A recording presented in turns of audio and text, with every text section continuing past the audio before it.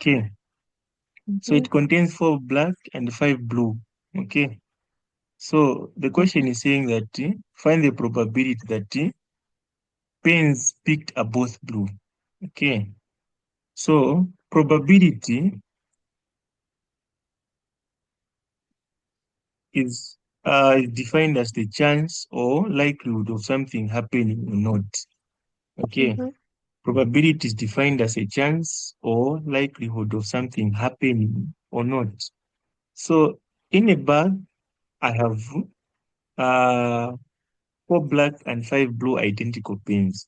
Then I pick 2 pens at random from the box, one after the other without replacement. So when we are talking about probability, okay, probability, Mm-hmm. there's what we call probability with replacement,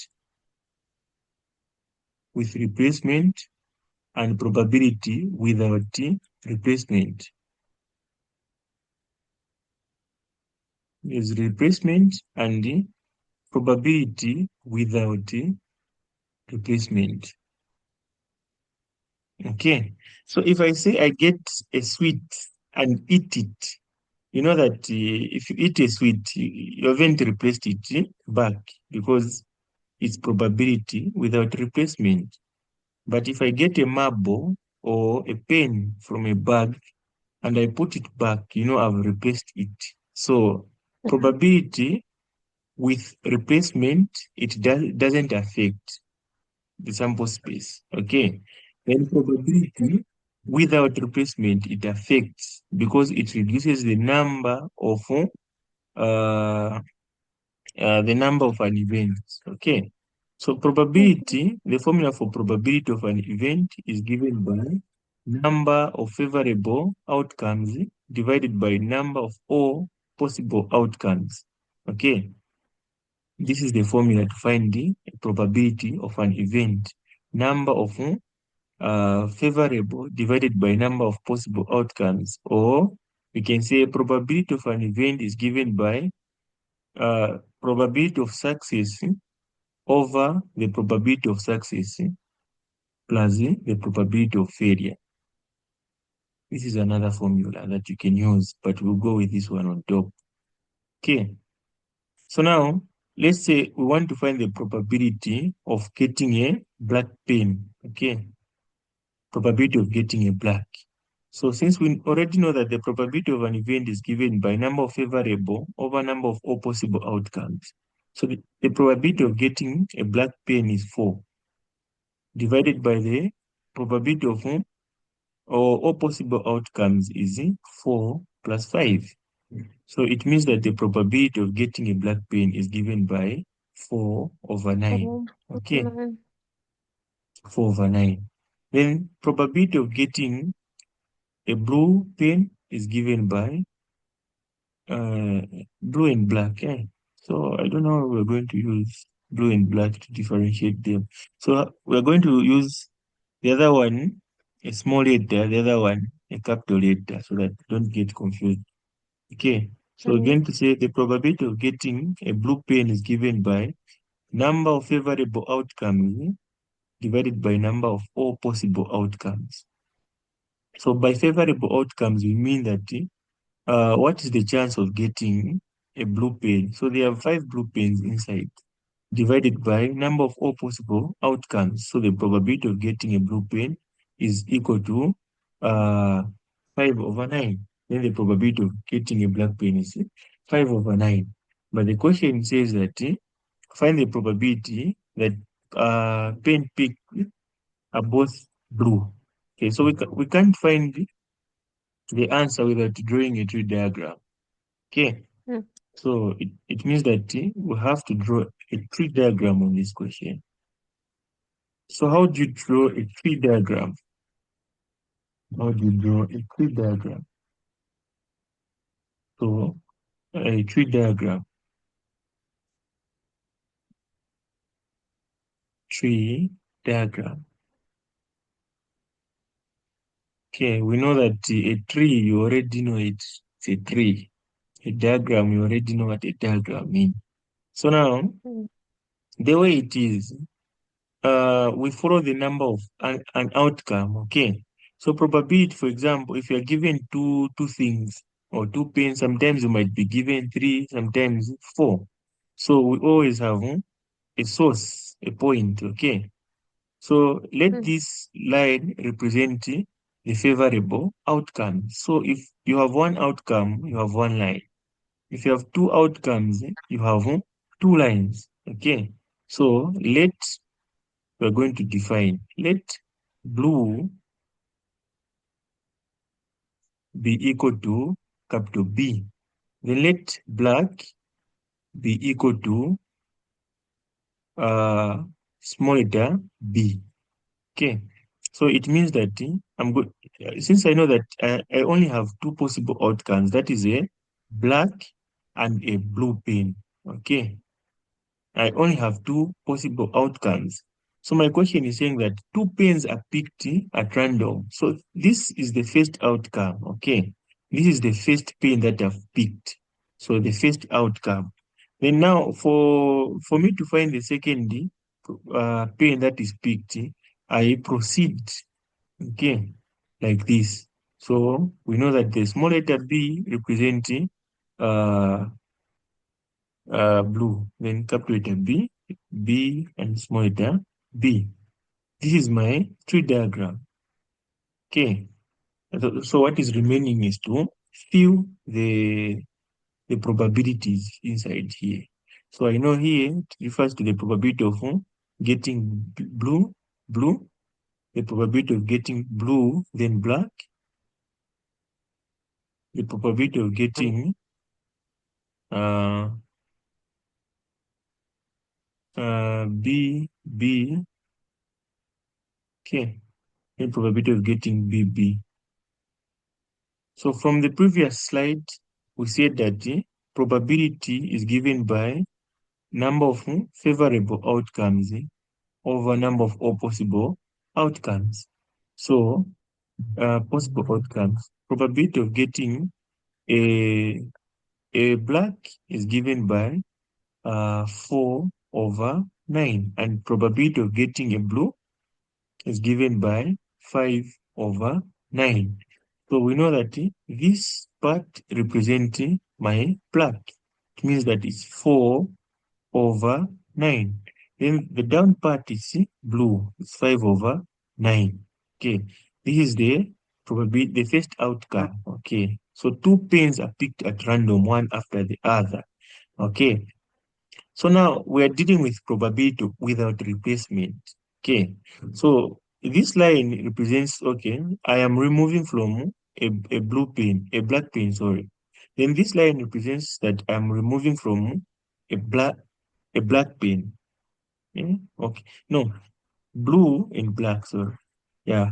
So if I remove from this, it means that the one that is affected is the black pen. Okay. Because this represents the number of black pen. So if I remove one black pen, it means that I'll have three. Okay. Then the possible outcomes they will reduce by one because I've removed one pen from the bag Mm. or yeah, from the box. So it means I'll have eight. So here it represents the number of black pens. It means that the number of blue pens won't be affected. They'll remain as 5 over 9. But Not 5 over eight. 8, sorry. 5 over Mm. 8, sorry. Yeah, because the sample space changes. Okay. Mm. So the probability of getting a blue pen, so here it means it's a black, you've seen, okay? But here we have a Mm. blue. It means that the number of black pens from the original, they will remain as 4 over 8. Mm. Then the number of blue will also change, 4 over 8. This is Mm. how a tree diagram will look like if you draw your tree diagram. But we are not concentrated much on a tree diagram because the question hasn't asked us to draw a tree diagram. So we'll go direct to solve the question. So find the probability that both pen picked are blue. So we want to find the probability of getting blue. Okay. Probability of getting blue. What is the probability of getting blue? Okay, I get a blue and another blue pen. So it's only this. Okay, so if I say and the O, okay, and you add, or you multiply. Okay, Mm-hmm. so the probability of getting a blue then another blue is given by 5/9 multiplied by 4/8. That is the probability of getting a blue then another blue. Then from here you can now simplify.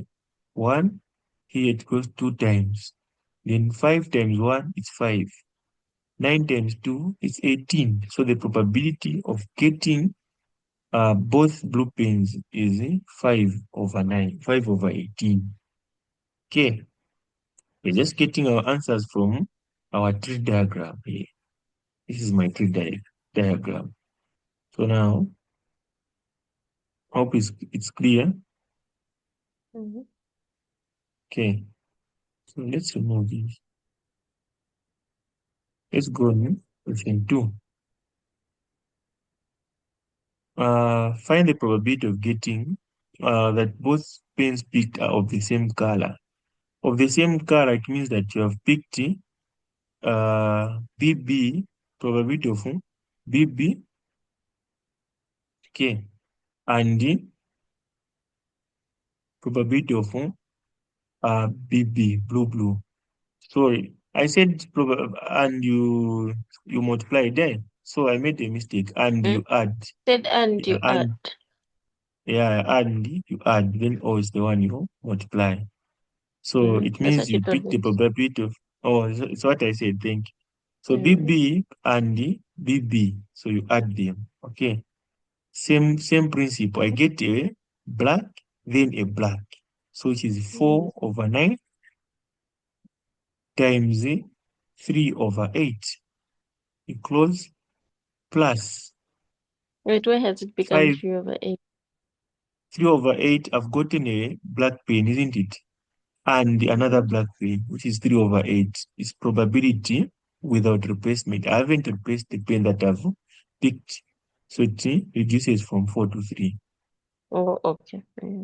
Then BB again, it's the same thing. 5/9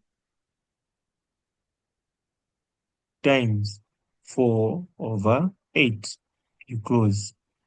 So it becomes 1, 2, 1, 3. So it is 1/6, isn't it? Plus 4 here, 1, 4 there, 2, means I'll have 5/18.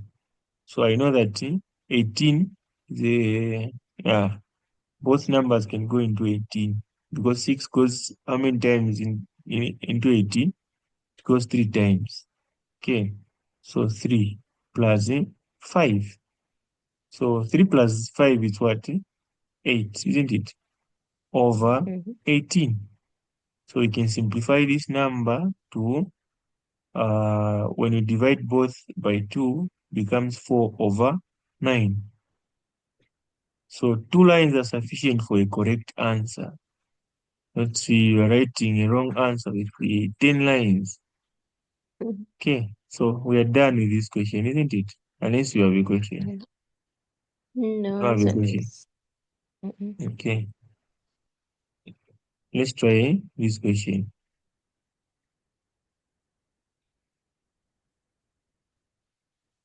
You know this question. Mhm.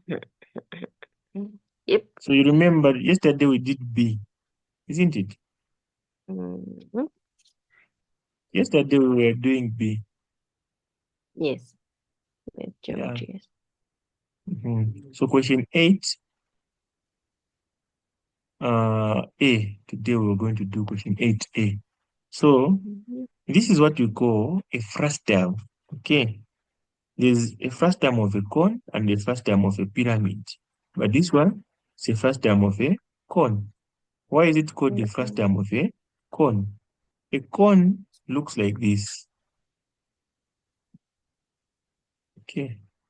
This is how we call it. It has a round base. Okay. A round base. And that round base has a diameter and a radius in short. So if I cut the top part, this part, I cut the top part. I've removed this part that looks like a triangle. You see, it will look like that. So that's where it derives the name first term of a cone or first term of a cone. So if you're given a first term of a cone in an example, yeah, you can praise God because it's one of the easiest questions that you ever find in an exam. So what do I mean? If you want to find the volume of a first term of a cone, the volume of a first term of a cone is given by pi over 3 open bracket r squared plus r plus r squared in times h. Do you have a calculator? Oops. Nope. Mm-hmm. You have a I calculator? forgot to. I forgot to look for it. I came Nice. late. No problem. I'll use my phone. So volume is equal to, so in an exam, grade 12, you always use 3.142 as your pi. So you get it as 3.142 divided by 3. Then you open the bracket. So you've seen this first term. It has a base and it also has a top part. The Yeah. base has a radius and the top part has a radius also. So this is what we call the small circle and the great circle. Okay, this is a bigger circle, that is a small circle. Okay, so the small circle, the radius of a small circle is given by small letter r. Then the radius of a bigger circle is given by capital letter R. So those are the R's that we are seeing there. So small letter R, it has a 10. So sometimes you can be given a diameter, like it's written like this. They'll give you maybe here, they'll say everything from there to there is 60. Then from there to there, they'll say it's 20. So if you're given a diameter, just divide it by 2 because the radius is equals to diameter over 2. But in this case, it's already a radius, okay, because the radius is a point from the center to the circumference. So it's 10 squared plus 30 by 10 plus 30 squared. Then the height has been given. See, that's why I said this one 40 centimeters. is the simplest question.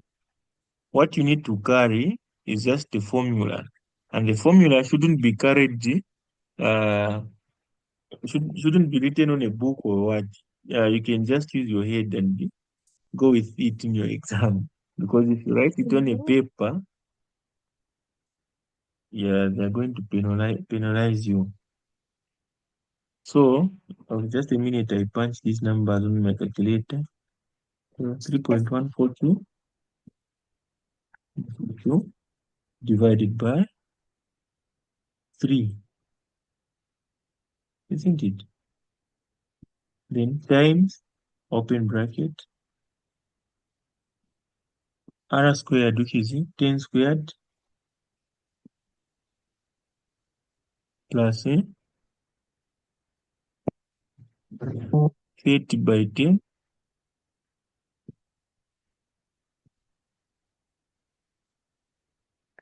and plus 30 squared. Okay, something like this. 10 times the radius 40. So my calculator is giving me 5, 4, 4, 6, 1.333. Okay. Yeah. So always leave your answers to three significant figures. Okay. So it becomes 5, 4, 5, 0, 0. Okay. Then I've been given my units to be in centimeters and volume is given in cubic units. So I'll have centimeter cubic. It is my answer. Oh, that's my volume.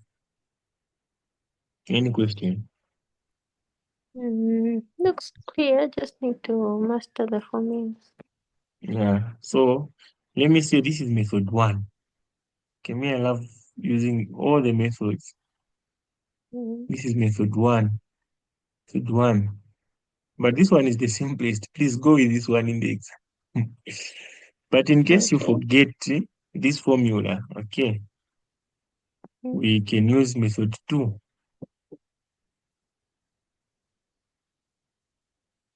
You are writing? Yes. I've already written.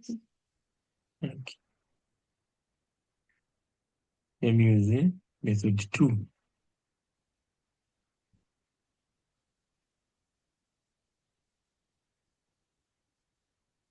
So method 2, you are going to say, okay, if I'm given a cone, okay, if I'm given a cone, let's assume this is a cone, this is not a fractal, right? I'll say, okay, if I'm given a cone, the volume of a cone is given by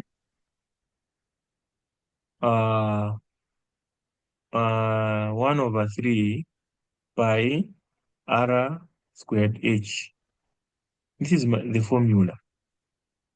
Okay, this is the formula to find the volume of a cone. 1/3 pi r squared h. So as we're going to pretend or going to say, I've been given this cone.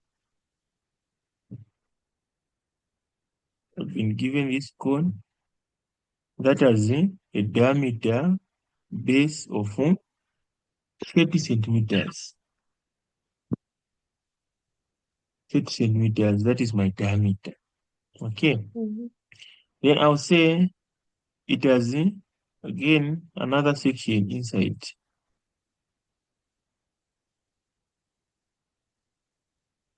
Okay, are we together? Yes. Like that. With a diameter of 10. So what I'm going to do, I'll say let this be the smaller height. Okay. Let this be the smaller, let this be x or the smaller height. Then let that be x. Okay. Then let the height from that point. Yeah, my lines are not straight. Are you getting me? Yes. Okay. So let from the top part to the bottom part, let it be my h, my capital letter H. This is my height. Okay. Let this be the smaller height. Then let that be uh x. So we want to use this formula. Okay. So I've seen I have two first term in this question. Okay. It's more like if I draw something like this, a square, and then I cut it at the middle like this, and I cut it at that middle. Then I ask someone, how many squares do you see? So it's 1, 2, 3, 4, 5. Just the same as this question. This is a cone, isn't it? And this is also another cone here. So I have two cones. I have a smaller cone and I also have a bigger cone. But what I want is to find the volume of this is the one that is at the bottom. So I'll say, okay, I can find the volume of the entire cone, then I subtract the one on top. Then what remains is my volume that I want. So let me say, okay, the volume in this case, I've been given the bigger thing and the smaller thing. So I'll say I have two formulas. For the bigger cone, it's pi r squared h. Okay, pi r squared h. Let it be capital letter H. Then let me subtract the smaller one, which is 1 over 3 pi r squared x, because this is the height of the smaller one, so it's x, isn't it? So now my formula, I can now factor out what is common, which is 1 over 3 pi. So I remain with r squared h minus 1 over, r squared x, like that. So for me to use this formula, I need to find h. I also need to find the x. Okay. So I can use some concept here. Yeah, we can borrow some principles from congruent and similarity. So, yeah, we know that. Okay. When we're dealing with congruent and similarities, I can say the ratio of the heights can be equal to the ratio of the diameters. Okay, are we together? Trying to keep So, up, but it seems very complicated, this one. okay, let me just finish it. Okay. Yeah. So, I know that the top part, the ratio, it has that height. Then the bottom, from that point to that point, it has a height of h, but this h is given by x plus the 40 here, isn't it? X plus 40. So this ratio is the same as the ratio of the radius, which is 10 over 30. Okay, it means that I can find the value of x in this equation. So x plus 40 is equals to 1 over 3. And from there, I can cross multiply so that I remain with 3x is equal to x plus 40. What? Okay. So if I transpose 3x to the other side, it will become negative. So it will be just 2x is equal to 40 over 2 over 2. So it means that my x is equals to what? 20. That is the value of x centimeters. So I've calculated it for x. So now I know that x is 20. So it means that this height, I can find this height to be 20 plus 40, isn't it? So the total height will be 60. 60. So I have the total height, I have the x. So I can just plug in my values in my formula and see what answer I'll get. Okay, let me remove these things.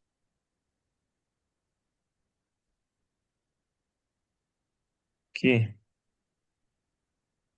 So we said volume would be equal to, it's pi 1 over 3 pi, okay? But I know that pi is 3.142 over 3. Then open bracket. Then my r squared is 30 squared multiplied by the bigger height, which is 60. Then minus the smaller radius, which is 10, 10 squared times the smaller height, which is the value of x here, 20. Then now you can leave your work to your calculator. It will do the magic for you. So let me just punch 30 squared times 60 and minus 10 squared times 20. I get 52000. Then that I multiply it with 3.142. Then that answer I divide it by 3. Okay, I get something like uh 5 4 4 6 1.33333. Okay, so to 3 significant it becomes 5 4 4. Sorry, not 4, but 544.500 centimeter cubic. So, Maybe what was our answer in Formula One? the same. The same answer. 5, 4. Mm-hmm. Yeah. So you can either use this method or that other method. Okay. Okay. So only use this if you have sometimes. Okay. Why I've taught you this formula? Sometimes they'll just give you the entire thing. Then they'll say find the value of x. So you need to know all these things. So tomorrow I'll bring one of the questions whereby they just brought the entire first term.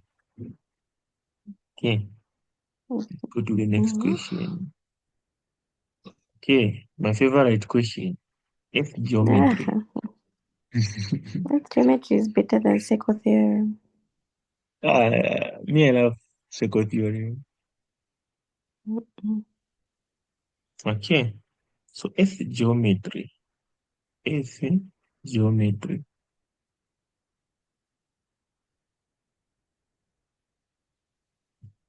Okay, F geometry has coordinates. Okay, so now the points on the globe or the Earth, they are located on as latitude, comma, longitude. Latitude, comma, longitude. So there's what you call the small circle, which is the circle of latitude, and the great circle, which is the circle of longitude. So if you're given the great circle, there's a formula that you need to use, and if you're given the small circle, there's a formula that you need to use. So the first question is saying find the difference in latitude between point A and D. Find the difference. So if I say the difference, I mean find the angle between the 2 points. Okay. So now let's first find the coordinates of or the plane at which A is lying. Okay. So A is given by, so point A is that point there. This point there. Okay, and this point lies on the latitude 50 and longitude 20. Okay, so it's 50 degrees north, comma 20 degrees west.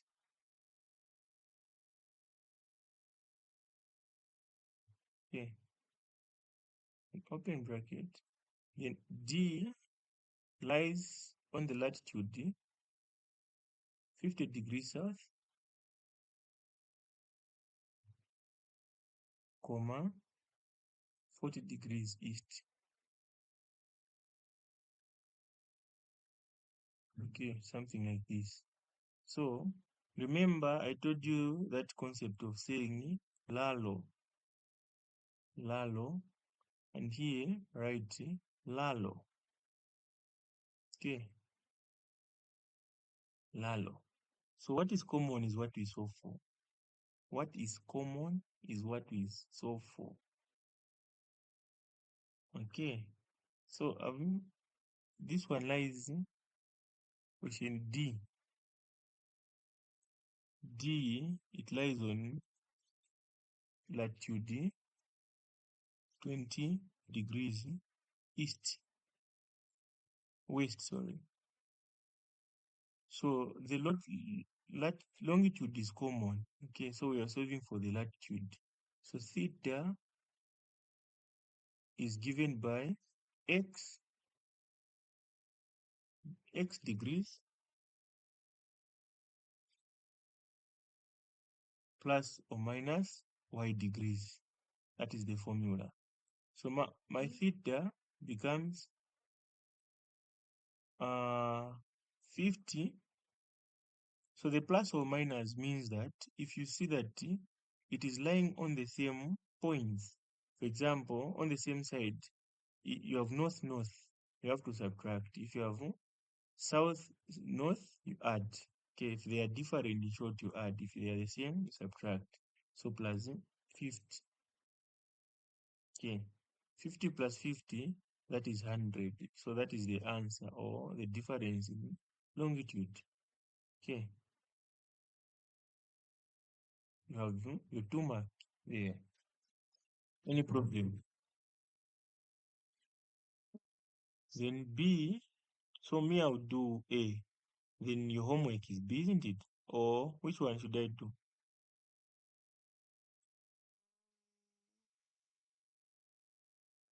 G. Do the B. Do the A. I'll do the A, the B, sorry. So B says that uh, let's also find the points B and the C. So B lies on what? I want to hear the coordinates from you. B is 1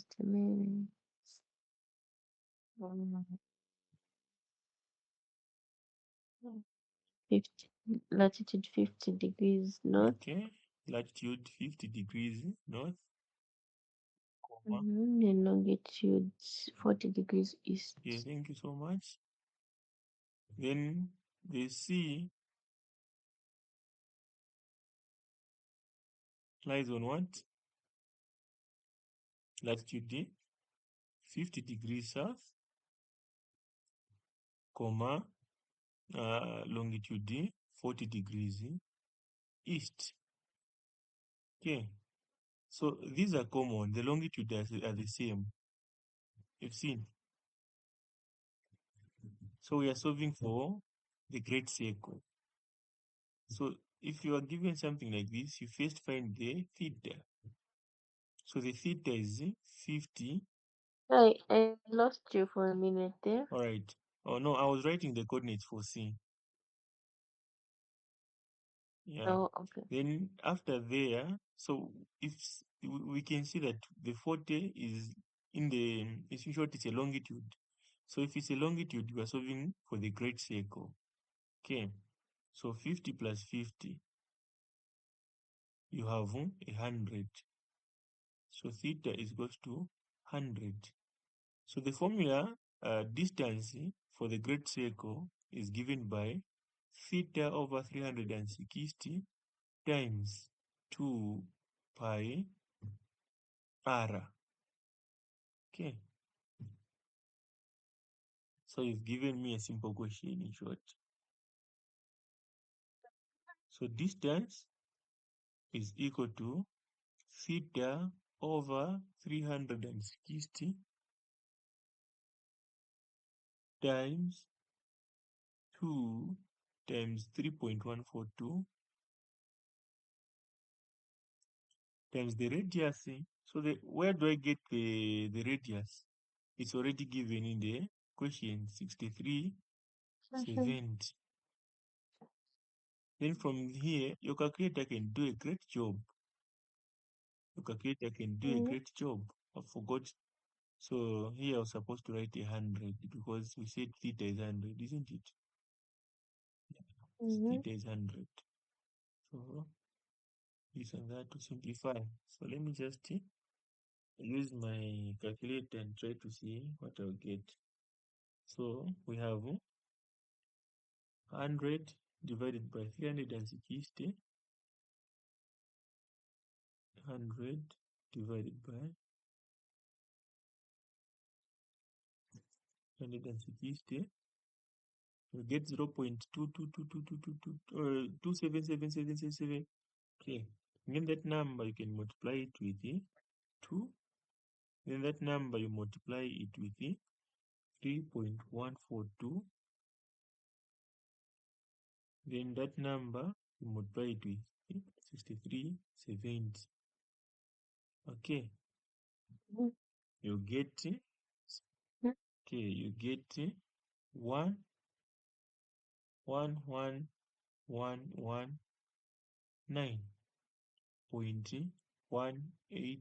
11119.1888. Okay, so to three significant figures, it becomes 11100 kilometers. Okay, so that you don't get confused on question A. So first thing, write the coordinates. Okay, or let me not say the coordinate, but the points. Okay. Number So, 2, find the difference in latitude. Okay. Find the theta in short of, let me just say find theta. Find question for A. Yeah. Then since for A it lies in latitude 50 degrees, so you're going to use this formula. Distance is given by theta over 360 times 2 pi r cos x. Okay, use this formula. Mhm. So your x is the latitude, which is 50. That's the only thing that will change here. Then the rest, the r is 6370, the theta is 3.142, 2 is 2, 360 is 360.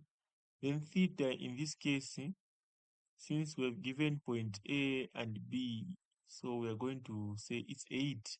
So theta is 8. From there, solve it and send me the answer. I'll mark. Okay. So you said the distance is equals to theta over 360 times. Is that a 2 27? pi, Two 2 pi r, 2 pi cos r. x. Mhm. Mm. You said x is 50. Then you said theta is what, 8? No, you have to find it. Yeah, I was just saying. Oh, theta You have to have to find. find Okay. it. Even the x, or the x is what you're saying is Yeah, 50. it's 50. It's already in the question. Okay. Yeah. Any question before we close? I don't think so. If I have, I'll All text. right. If you